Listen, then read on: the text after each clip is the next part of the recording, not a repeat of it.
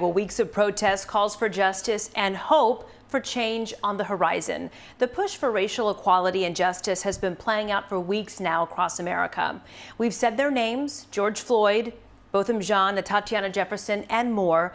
Black Americans killed by law enforcement. Their stories are now sparking a movement. Today is Juneteenth. It's a holiday that is gaining more recognition in the wake of the current call for racial equality all across the U.S.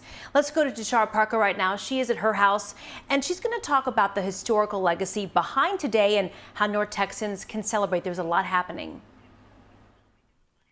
There is a lot happening, Karen. You know what? The holiday is probably more well known here in Texas. It marks the day in 1865 that Texans learned they were free, enslaved Texans, that is. If you want to take part in celebrations, there are many happening across our area. There's a march at Dallas City Hall at 3 p.m., a drive-through celebration at the Martin Luther King Jr. Community Center in Dallas. That's at 10 this morning.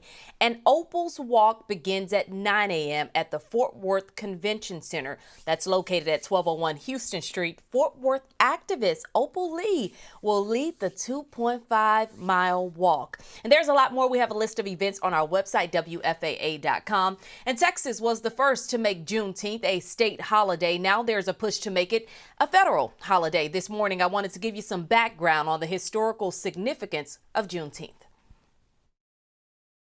Open a U.S. history book, and chances are its author will quickly point out January 1st, 1863, the date President Abraham Lincoln, with one proclamation, orders and declares that all persons held as slaves shall be free. What that same history book might fail to mention is what happened to these words once they arrived on the shores of Galveston, Texas. More than 2 years after Lincoln wrote them, in the 1860s, word didn't travel like it did now. And in 1865, months after General Robert E. Lee's surrender, word of the end of the Civil War had yet to hit the southern state and its 250,000 slaves. And then came General Gordon Granger's arrival in Galveston, June 19, 1865. And General Orders Number 3, all slaves are free. Juneteenth was born. Now, while Juneteenth celebrations continued to varying degrees in the U.S. for decades, it would take until 1980 for Texas to become the first state to declare it a holiday. Today, 47 states recognize it, a chapter of our history for far too long left out of the books designed to document it.